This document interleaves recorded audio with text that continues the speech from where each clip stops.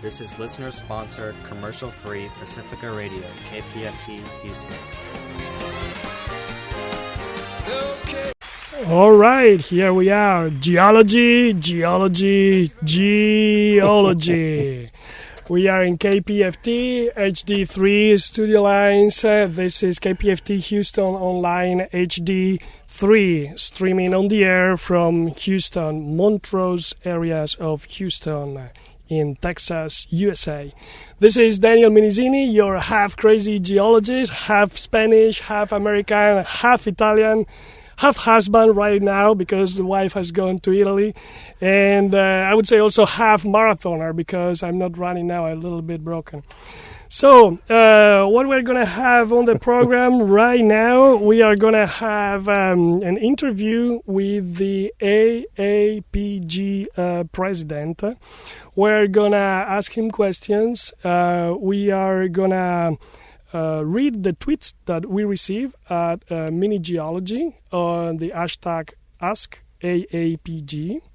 And then we're going to receive telephone calls. And the telephone number to call is 713-526-8737. I'll tell you again, and if you call outside Texas or United States, you remember to put number 1 in front of it. Again, the telephone number is 713-526-8737. All right, so call to ask a question to the president and also to forge this program. Last month we were on FM, now we are in HD3 because we are on a pledge drive. The radio is on a pledge drive to collect some money to pay the bills. And so it's up to you and your feedback if the show will be kept. And visit minigeology.com to see other interviews. And write us at Facebook or Twitter at Mini-Geology. All right, so why do we have here the president of the American Association of Petroleum Geologists? Well, we have here the president because we talk about geology. This program is called Mini-Geology, and the AAPG, which is the acronym for the American Association of Petroleum Geologists, is the largest association of geologists. So, because we live in Houston, a city that is hosting the highest clusters of geologists, at least in the continent, that's the reason why we do it. Because Houston is a city that is thriving because of the activity and the intellect of the geologists.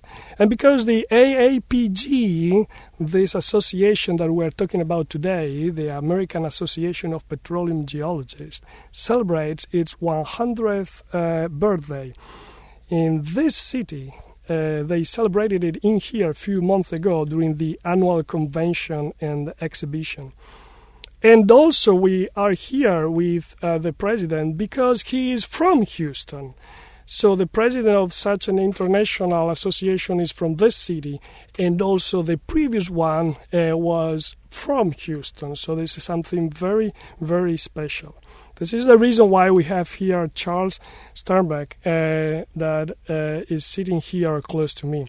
Charles has always been an active leader in the local geological communities.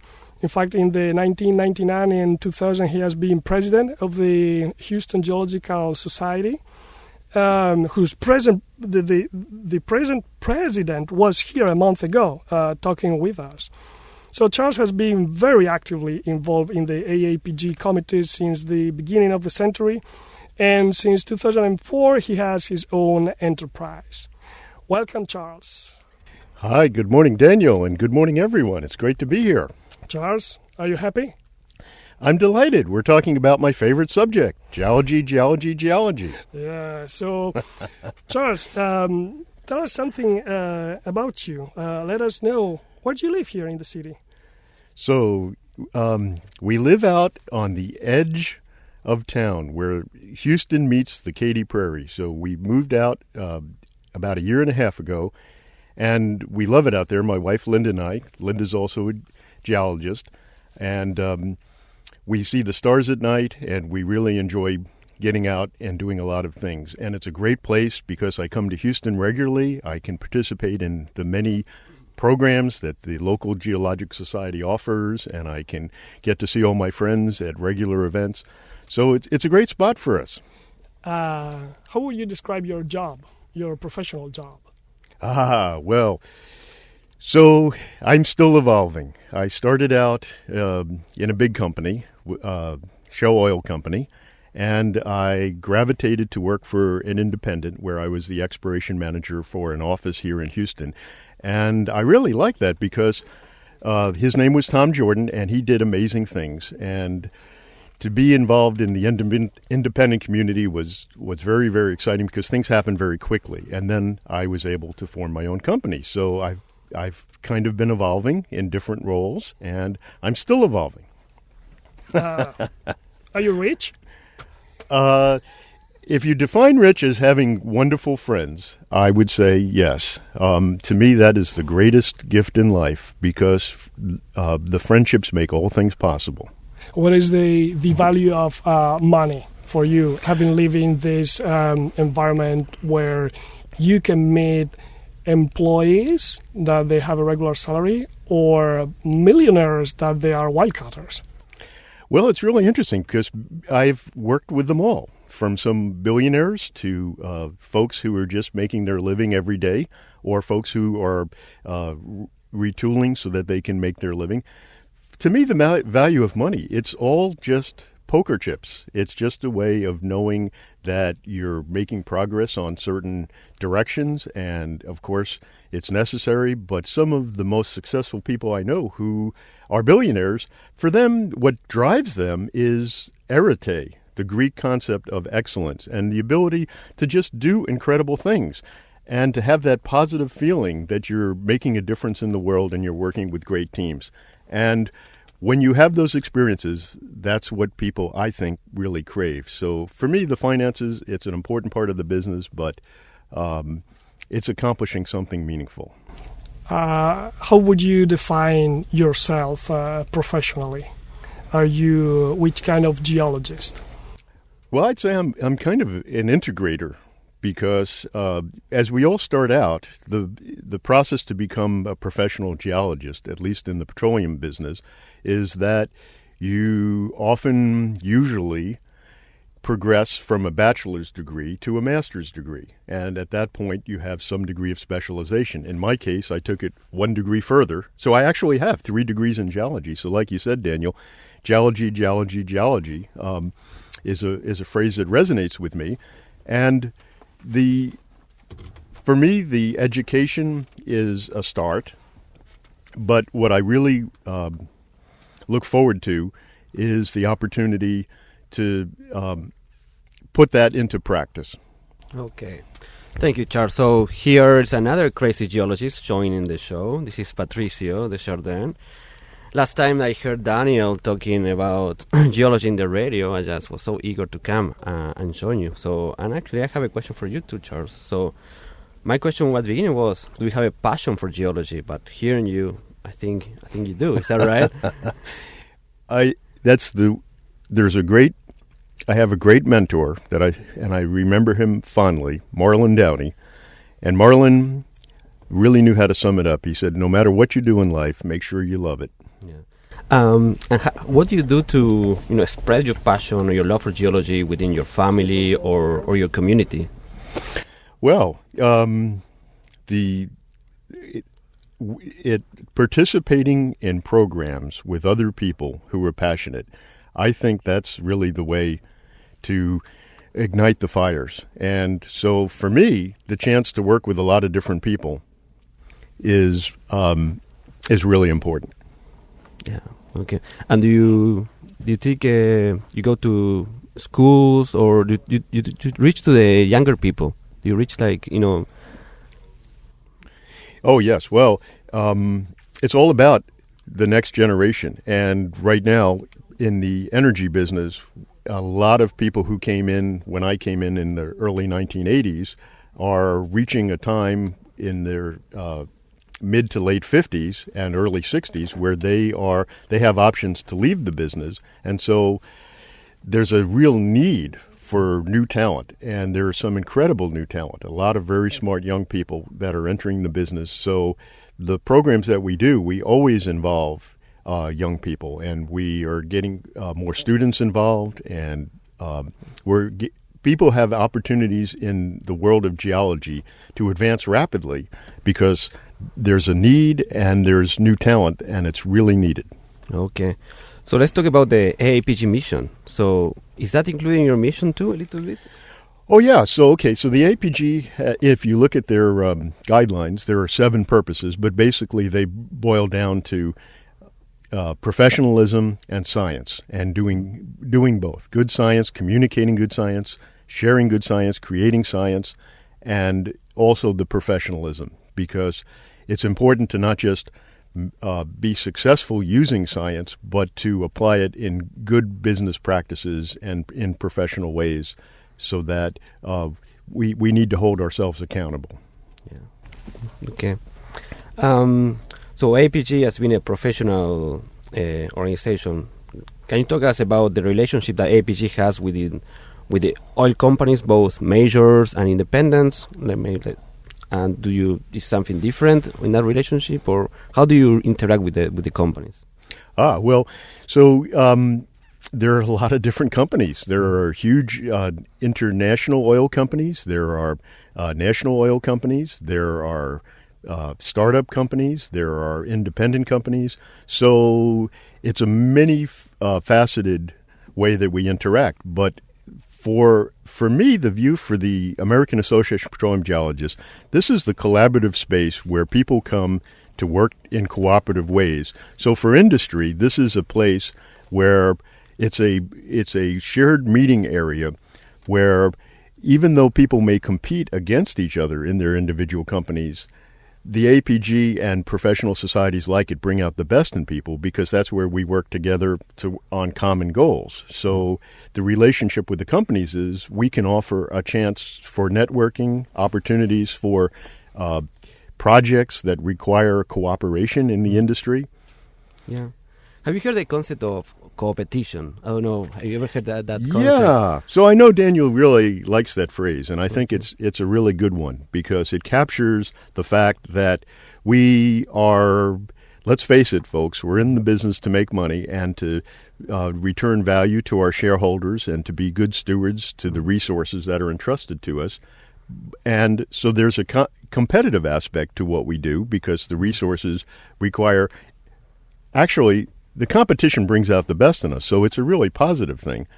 But yet, as scientists, which geologists are fundamentally scientists, we share a common brotherhood of love of our profession. So that's a little bit of the combination between the competition and the cooperation. We all want to hear what the other folks are doing, and we come together in safe places. These are called conventions or conferences or meetings. And so even though we may compete by day, by analogy, at nighttime we get together and we share social experiences where we can kind of tell some stories, because in the end, stories are how we all learn. And so that's kind of so that's a bit, in my view, of the co-opetition and the importance of it. Yeah, because a great example of competition is what we have seen in the Vaca Muerta, and it is an emerging play in Argentina, in which we find operators moving to the country and really maybe knowing little about it, but we need to learn fast, and we found the only way to really make that learning curve steep was just to collaborate, and really that concept of collaboration for fast learning, fast de-risking. Have really, opened the door to collaborations, and I think it's the way to go. And yes, things move pretty quickly, and it takes a lot. What a lot of people don't realize about the energy business is that there is a lot of learning that has to happen, and so that's where the co-opetition's key. Because to the extent that we can all help each other come up the learning curve, it's win-win-win times a million. Yeah, and the relationship between the academia and the APG, because my question is, especially we talk about the annual convention exhibition, and we received a question from a professor. a concern that basically was the cost of the conference for the people in academia, in which, in some ways it becomes for them it's a burden, or it's a concern about the high fees. And they asked me, is really AAPG just trying to make money with the conference? Well, AAPG is trying to advance its missions of getting good science and good professionalism out there. And so part of that requires paying the bills to make the magic happen. But we have a special relationship with academia. That's where a lot of the science comes out of academia. There's huge groups right here, for example, in the University of Houston. There's a group that's working on conjugate margins, Paul Mann and his team, and there are some great teams at Rice and in the general greater Houston area and all around the world. For APG has a tremendous association with the schools and the students that are entering. So we try to offer incentives and help where we can on the finances from the budget costs. But in the end, yes, we still we have to charge something in order to keep it all going. And what is the annual budget for AAPG, and what does funding coming from, especially? Well, that's a really interesting question, Patricio, because right now, as Daniel mentioned, I will be the incoming president, so I have one more week until I assume my new position, July 1st. And at this point, we are just getting ready for the transitional turnover, and so budget is very much in the mind of AAPG because we're planning our programs for next year, and we all recognize that there has been a downturn in the industry over the last 2 or 3 years, so things are much harder, and so we're making some tough calls. But basically, to me, it's all a prioritization exercise. So APG does some fabulous programs, and if I could list many of them. Some of them are in experiential learning. We have a program called the Imperial Barrel Award, where schools and universities compete on data sets. So it's a wonderful program. About 4,000 young professionals have been through it, and it's a great way to learn, and they love the competition. And we have conventions, and we have publications, and so we have so many programs. And so we've really, to answer your question about the budget and how do we make it all work, it's really become a prioritization. And the funding comes largely from the participation of those who use the programs. So the members are paying as they go. We have to give a shout out to corporate sponsors. We have the community of sponsors has been wonderful. APG has a foundation that was established about 50 years ago that assists us in our mission. And somehow we put this all together, and we keep things going every year from a financial standpoint. So for the people out there, they are geologists and working in industry or not, so why should they become a member of AAPG?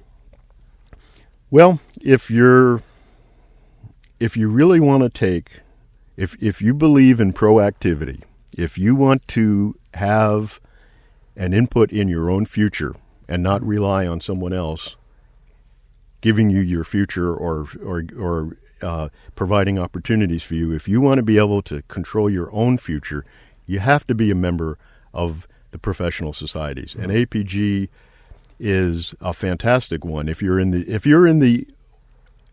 geologist or geoscientist in the energy business, you need to be in APG because of the networking, because of the access to new information. Things happen very quickly, and as we talked about co-opetition, you can try to invent things on your own, and if you're in a company, you can try to invent things behind closed doors. But in the end, if you really want to stay, cutting edge, you've got to get out there and learn what other people are doing, and so that's where the societies are key. But you will say this is only for petroleum geologists? Oh, no. Well, APG has environmental. We have division. We have several large divisions for mining and other resources. But the energy part of the competition, or of the energy part of the program, is really the fundamental thing where APG was founded, the American Association of Petroleum Geologists. So it's core. But AAPG is much, much broader in its mission. So you think you will change the acronym to be more inclusive, or would that ever happen?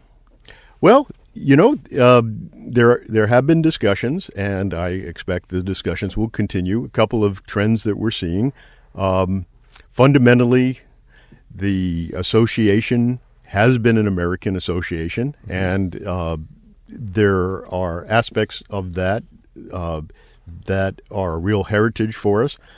And some of the trends we're seeing in the last 10 or 20 years, we have seen our membership go from mostly domestic U.S. and North America to a real globalization. So we now have about 40% of our members are all around the world. And that's natural because, to me, when you get right down to it, geoscientists are a brotherhood and a sisterhood. And the more smart people that are contributing to the literature, to the dialogue, to the conversation, the better it is for everybody, because a good idea can come from anywhere. So I think the globalization is exciting. We're seeing some demographics also. It's really interesting. About 30 years ago, in the 1980s, when I started in the industry, there were beginning to be many women in the profession.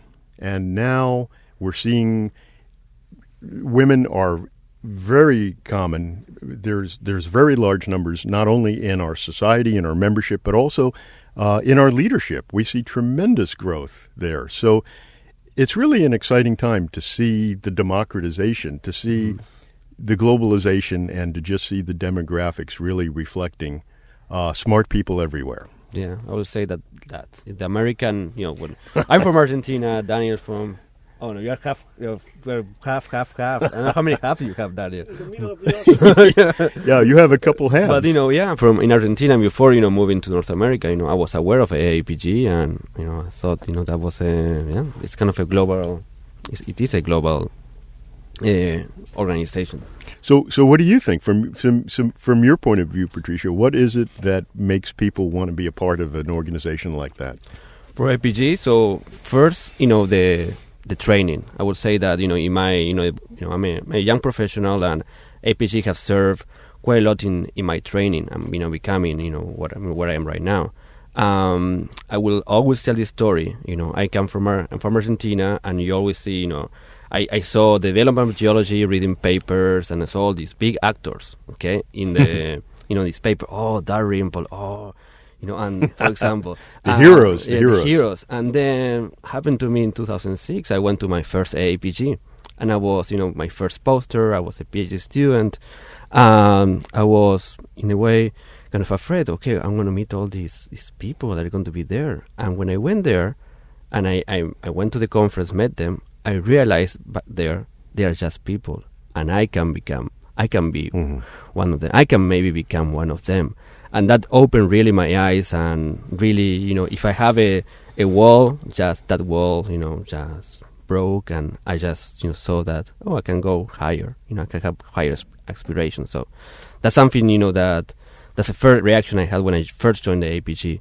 And then it's the conference, every year, getting more involved and more involved. So for the next year in Utah, they invited me to be something chair for reservoir characterization, reservoir quality and diagenesis.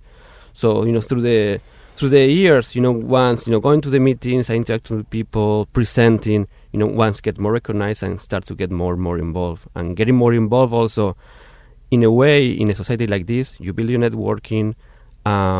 It's about, we are in this period of uncertainty, right? Your job security maybe is not guaranteed.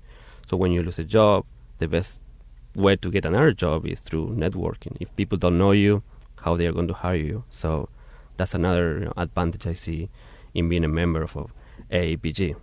So now you are the president of the AAPG. When this happened? So officially it takes place July 1st. July 1st, okay. And then we have 1 year, and it's going to be in a very exciting year. And I can tell you that there's been at least a year of planning, and some might say 15 or 20 years of planning preparatory to the experiences, because many of the friendships that I've had the opportunity to build over the years at the Houston Geological Society and as the Gulf Coast Geological Society And APG's Division of Professional Affairs, a lot of these friendships and partnerships that have been made working on conventions and working on different committees and publications.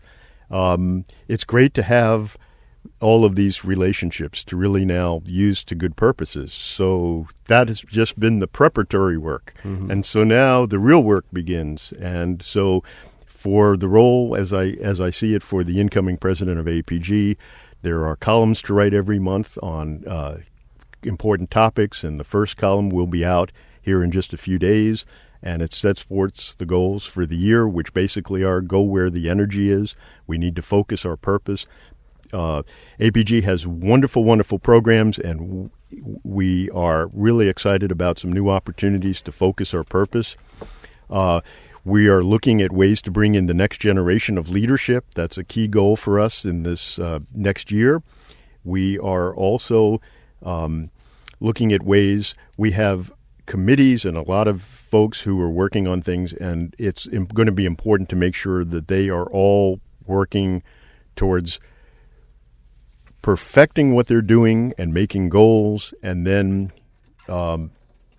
delivering content that's meaningful to the members. So those are some of the big keys for the year. So there's columns to write, there's travels and appearances to make to go where the geologists are. I'm looking forward to going to Latin America. I hope to be able to get to London and Europe for the international conference in October. We're looking at Africa, Nigeria, where there's a lot of energy. Many of these wishes, how many of those do you think you are going to accomplish, or how powerful is the president within the association? Well, there's an executive committee, so the president serves as one member of the executive committee, and we have some very talented people that are finance people that understand APG sections, their regions. We have. But what about your role? What about your role? How many things you think you can accomplish just by yourself? Well, it's all in partnership with the committee, but I'm excited because I feel that the going where the energy is the crystallizing thought of what I really want to accomplish. And so we want to look. There's been some revolutionary new things that have happened in the last couple of years. So some of the older basins, the super basins, if you will, my friend Bob Fricklin and Pete Stark at IHS have coined these basins. In the world, there are 25 basins that have just performed phenomenally. You're trying to explain what is one of your main goals as a president? Yes. And what is that? And that is to go back to these super basins that are experiencing new waves of technology and really help the geoscientists that are working to deliver the energy, give them products, tools, focus our conferences and our publications to help them do a better job, because there's tremendous revitalization possible in these basins. So how do you think you're going to accomplish this? Is above all, what is the goal? The goal is just information to inform the members about this concept of squeezing out everything from the super basins, or what is the main goal? Well, the main goal is to promote efforts in those basins to go back and to really use the new technology. So it's going to be a lot of information sharing, technology transfer, and networking. So how are some of the new techniques in the Permian Basin, how might they be applied in places like the Western Canada Sedimentary Basin? So what are the main players in here? So it seems it's going to be like the independents or majors in the service companies? Oh, yeah. So it's a great all of the above. So service companies, There are a handful of the leading ones, and then there are many others.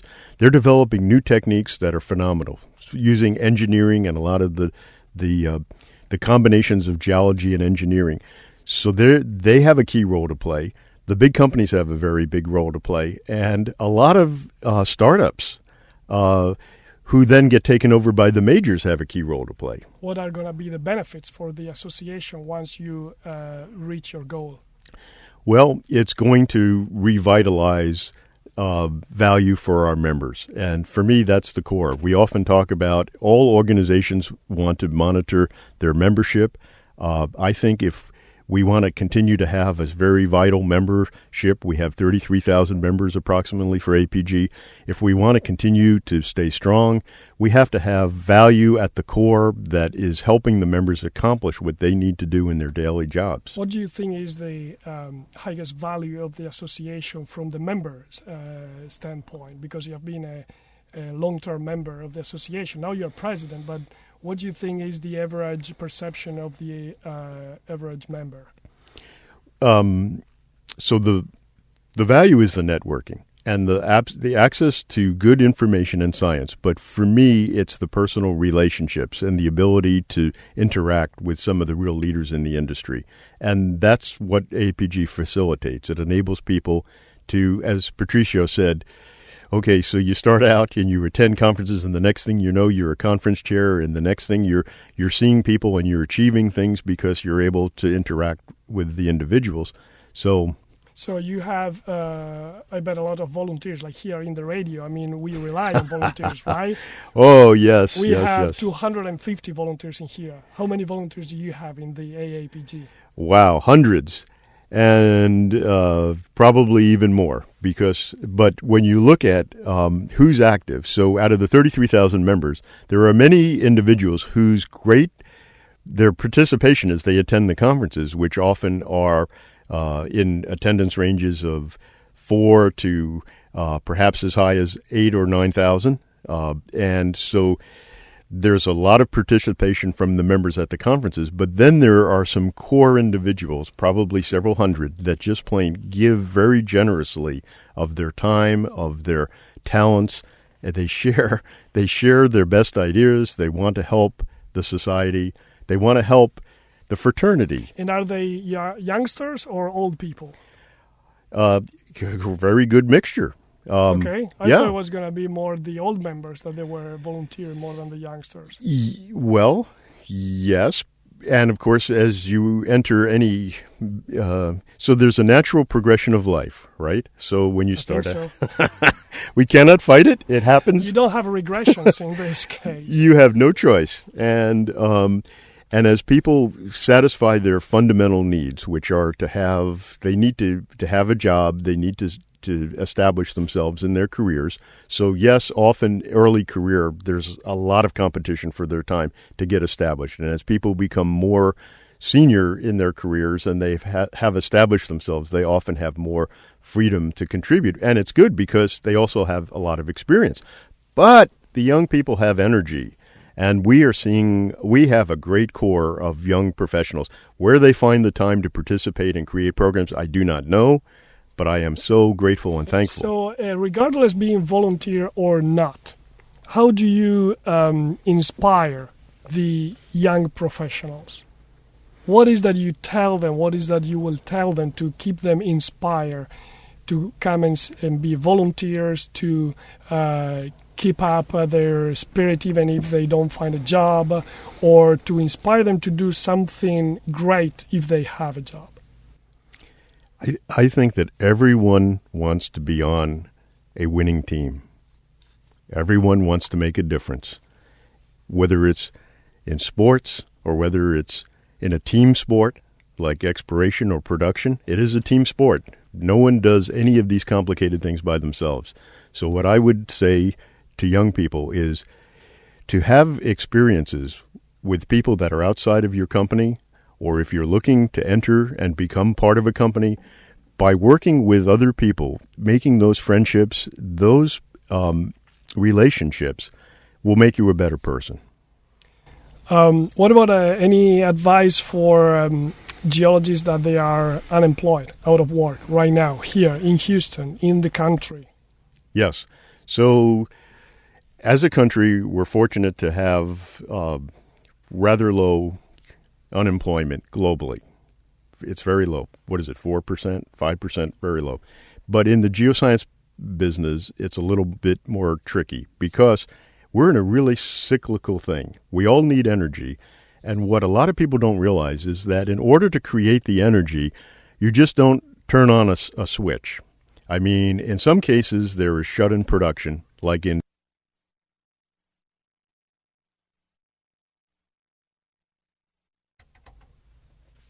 That what's happening if you don't have energy. Yes. Silence. What would the world be like without energy? It's a scary thought, my friends, because... It's not just silence. Silence sometimes is good. Yes, I hear you. Is something different. Silence is a good analogy, but it would be something way different. Yeah, I see. So let me just develop that moment. I think that it's important for everyone to realize that energy makes our life better. It just plain does. Without energy, as Daniel demonstrated by our moment of silence, we would not have the electricity to power our radios, to power our homes, to power our hospitals, to power our cell phones, or the internet. And without the energy to propel the fuels, to propel the cars and the rocket ships, there wouldn't be any satellites above. So once again, no more cell phones and no more global positioning. Why do you say that? I mean, there's nobody that is advocating that we don't rely on energy, that we don't want energy.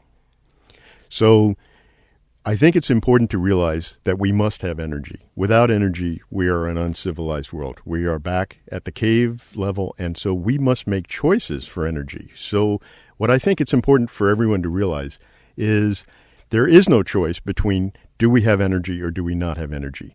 To me, the choice is what is our mixture of energy. And so my good friend Scott Tinker likes to say that the answer is all of the above. And by that he means we need to use everything. We need to use gas. We need natural gas, particularly because it's a very clean fuel.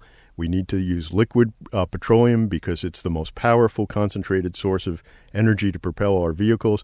But we also need to have the other mixtures, which include wind power and solar power and geothermal power and nuclear. And here's the thing. There's no universal answer for everyone everywhere. What's the right mix?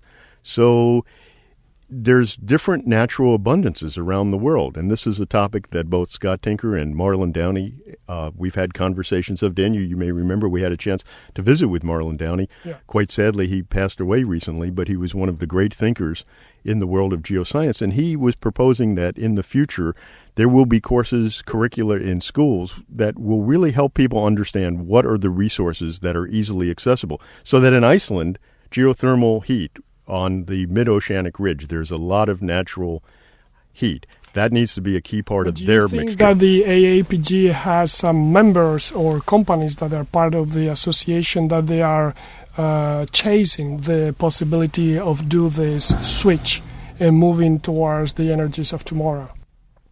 So just to follow up on the phrase switch, our good friend Scott Tinker has produced a program that has seen tremendous, he's taken it to the movie theaters to help educate the public on the different choices that all the communities have. And so APG, and that through support from our APG Foundation, AAPG has really been out there helping to have the conversation about how it's all about energy. And in the near term, in our day-to-day, we're very focused on the things we know best, which are the oil and the gas, because that is part of the things that are an important part of the mixture.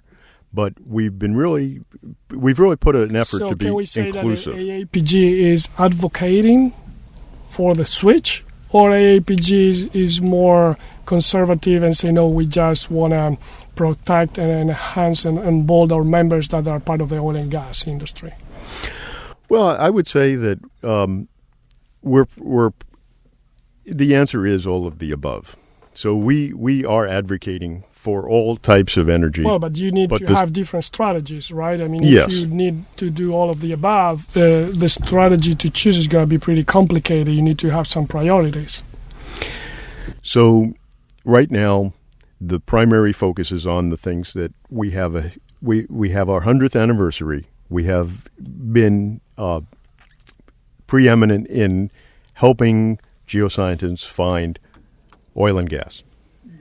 Oh, we have here a member that came here to slip a very nice piece of information. And the information is that even without pitching in here, we have members that they are pledging, they are committing to sustain the radio and the program. So I have in here a very, very generous pledge. And this is a new member of the KPFT, which allow us to stay here and talk with you, Charles, even if we have in a HD channel. And the reason why we are in the HD channel is because the FM is pitching in order to get some revenues, because as you said, it's difficult to maintain the associations standing up, vertical position. So thank you very much to Stefano.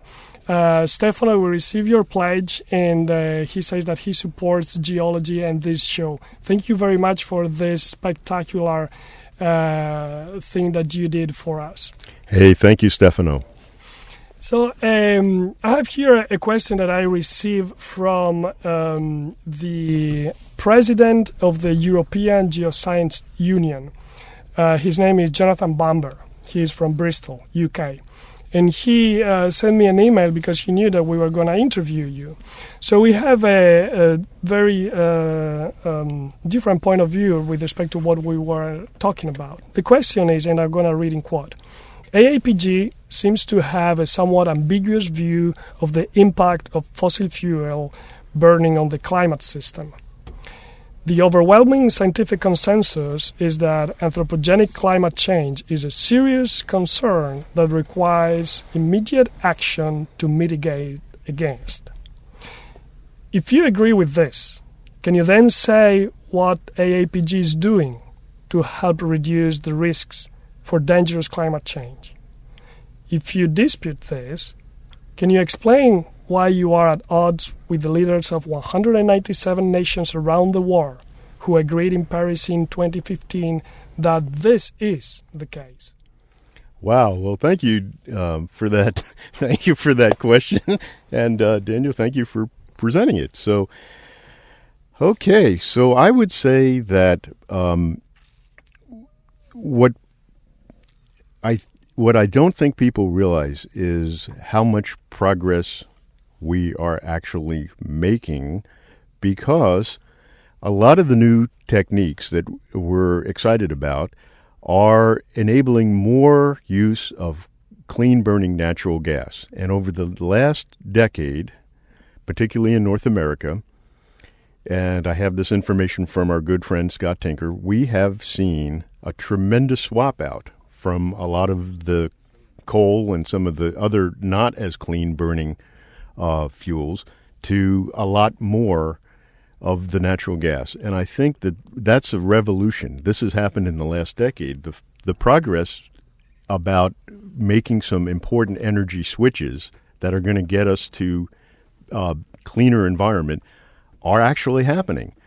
And I would say the answer is, of course, we need to do a better job on... Well, when you say we, who do you talk about? Well, industry, the energy providers. We need to do a very good job about keeping the environment clean. The geoscientists who are working to find the energy are all very environmentally minded. Most of the geoscientists I know are very outdoor individuals, and they love camping and they love hiking, and they have a passionate interest in keeping the environment clean. So I think we're making some significant progress on what we can do as far as energy switching to more cleaner fuels. But do you agree or disagree with the scientific consensus that the anthropogenic climate change is a serious concern that requires immediate action to mitigate against? Well, I recognize that there are climate experts that have a lot of expertise in this topic. And what I would say is that these are policy decisions. I would say that APG supports the discussion. We support the science and the conversation. We are not climate scientists. We are energy providers. So I would say that we support an open dialogue on this subject, but we are not advocating one way or another. We are here to help to provide what the energy that we need for people to have a better life. So it seems that the AAPG is kind of neutral. It's not going to take any active action on this topic. We have some information on our website which is basically in supporting of the scientific discussion, but it is not a prime directive for AAPG. AAPG's goal is to help the men and women who are trying to keep everyone with energy choices so that they can have a better life.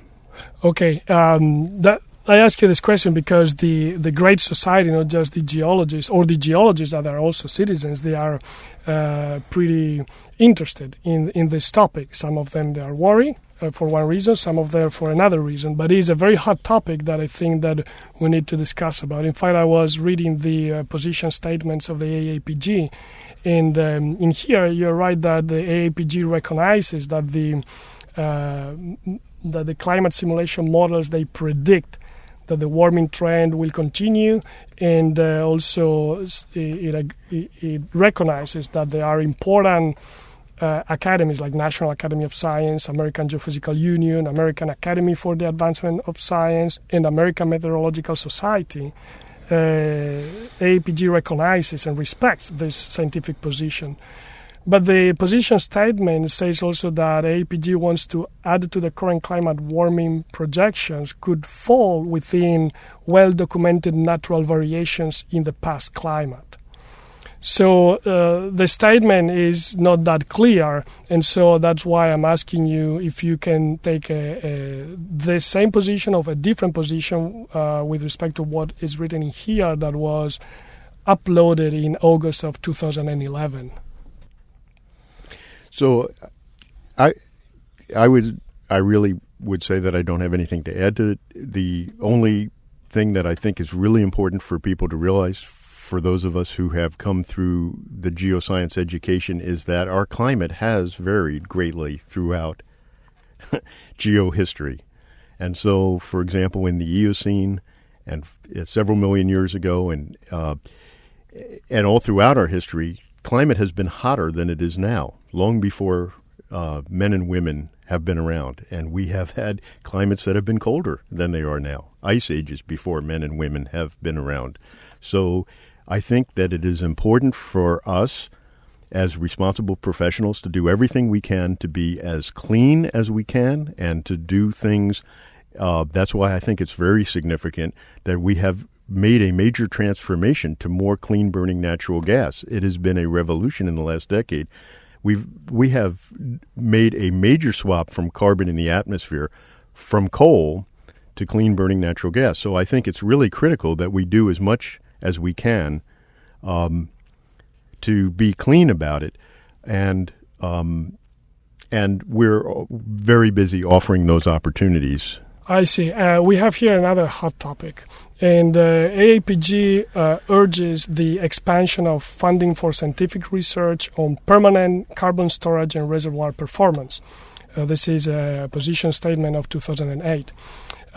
Since the scientific literature like Sternbach or Gann in 2012 and 13, they wrote in PNAS, since they documented that fluid injections in the subsurface, either water or gas or CO2, is responsible for earthquakes, also known as man-made earthquakes. So shouldn't we first understand when fluid injections triggers the earthquakes in order to evaluate the risks associated with large-scale CO2 storage as a strategy for reducing greenhouse gas emissions? So is that anything that you want to talk about the CO2 storage or in general fluid storages? Well, we have a lot of our members who are involved in this, and a lot of members who are studying the impacts of this. We've seen papers. Sternbach, I've heard a talk from him recently, a couple months back. Very, very well thought out, very good science. And what I took away from Sternbach's talk is that there are very specific conditions, and so that bringing good geoscience can actually help control and mitigate those kinds of problems. So actually, geoscience has a very big role that it can play to help do things better. Okay, another hot topic, and this is pretty, let's say, expected, intuitive that we're going to talk about is hydrofracking or hydraulic fracturing. So AAPG opposes federally mandated regulations of hydraulic fracturing treatments, preferring regional regulatory expertise at the state level. This is also a position statement of 2011. Does it still hold truth? Well, I'd feel more comfortable speaking about from my own point of view rather than on behalf of AAPG. I think that the hydraulic fracturing has been a boon to our way of life, and I think that it hasn't really been appreciated for the contributions that it's made. And so let me explain, because I think I have to explain something like that, of course, because I'm here. I'm here with Daniel. I feel like I'm in the lion's den here with Daniel at the moment. But yes, so what I would say is hydraulic fracturing has enabled us as a civilization to access energy that we never had the ability to access before. And a lot of it is the clean burning natural gas, which is really, really critical, because if you remember our discussion, there are only tough choices in energy. Everything has benefits, everything has a cost associated with it. So the clean burning natural gas is a very, very powerful fuel. Using it has enabled us to do incredible things, and we've had a revolution, beginning with beginning with George Mitchell's work in the Barnett Shale, where we've been able to liberate reserves that we never knew we could get at. And we've been using the hydraulic fracturing techniques for a very, very long time. But now there are some new techniques with horizontal drilling that we can actually get into some of the reservoirs that were not, or shales, which were not even in our previous concepts even considered to be reservoirs, but we're now have been able to do that in the last, just very recently. And so this has changed the whole geopolitical dynamic. So, for example, a lot of the energy that we're now getting is coming back out of the United States. We're having a rebirth in the United States. And so there are huge geopolitical ramifications from being more independent, if you will, and having this energy source. And so for me, that's one of the successes of the hydraulic fracturing. And so what I think, and this is just my personal opinion, the conventional news media is really good at pointing out problems, and that's their job. They're the fourth estate, and that's what they need to do. And so there are cases where there are problems because of leakages, and that we need to know. We want to know. The industry wants to know these things because the industry wants to do a better job and to fix those things. And for the most part, the general application, not an exceptional incident here or there, but the general application is to do the hydraulic fracturing a mile or two below the surface in a very controlled way with many, many protective casings and in ways that protect the aquifers. And believe me, the industry is very much aware of the importance of protecting the aquifer. We're geoscientists. We go to the tap, too, and take a glass of water. We want it to be good for everyone. So, yeah, but this is something that the great society, when I say great society, means the citizens, sometimes they don't know. Or, they don't really talk with geologists. And sometimes when they associate geologists with oil and gas industry, then is when the dangerous mixture occur and there are misinterpretations. So now, Charles, you are the top of this association. You certainly have the finger on the pulse of the energy industry. Where is this industry moving towards? Is moving towards deep water, is moving versus gas, rather oil, is moving towards unconventional, is moving towards renewable, etc. Wow. So back to the all of the above. So the industry is very dynamic, and I see it as a combination of everything you just said, Daniel. So right now we have new technologies. This is a wonderful time to be in the energy industry. We have new tools, we have new techniques. The unconventionals are booming. There are new techniques that are globally going to and the techniques that are being done in the Permian Basin. So it's really fun. So there's no preferential direction of industry. So I would say that there are three components: the unconventional and the new technologies, and going back to the world's most petroliferous and gas-rich basins. We are going to see a major direction that's going to be decades worth of energy supply using those new techniques in global basins.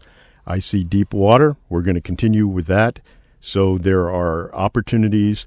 There are sedimentary packages in ultra-deep water that we haven't even explored yet, and in places like the Arctic. So there's some tremendous frontier potential. And then the other sources of energy, absolutely. And there are breakthroughs happening. There's huge potential, so they're going to play a big role. That's great. Thank you very much, Charles. We were delighted to have you in here. Thank you for giving your time. I know you are overwhelmed with a lot of things. I hope that the members, they had the chance to know you a little bit better. I know we put you sometimes in a burning chair with some questions, but we collect these questions from the community, so they don't really come, all of them, from us. There are other questions that we couldn't ask now because there were many. Thank you very much. Thanks, Patricio. Do you want to say something? Thank you, Daniel, for having me in the show, and I hope I can continue to participate. And thank Charles for your coming and talking about APG. And we're looking forward for you next year. Well, thank you, everybody, for listening, and it's a wonderful opportunity to have a chance to have these conversations. So thank you, Daniel. Thank you, Patricio. Yeah. Thank you, KPFT. We are in KPFT, Houston, online, HD3. We are here. We want to thank a lot Stefano, that pledge, very generous pledging here for the radio, and he allows us to be here and talk with people of the elite like Charles, or regular people like we are, me, Patricio, and many others that you are listening over there. This is fantastic. We try to build bridges. This is Radio for Peace. We try to bring together different aspects of the same topic. And thank you very much to all. Bye.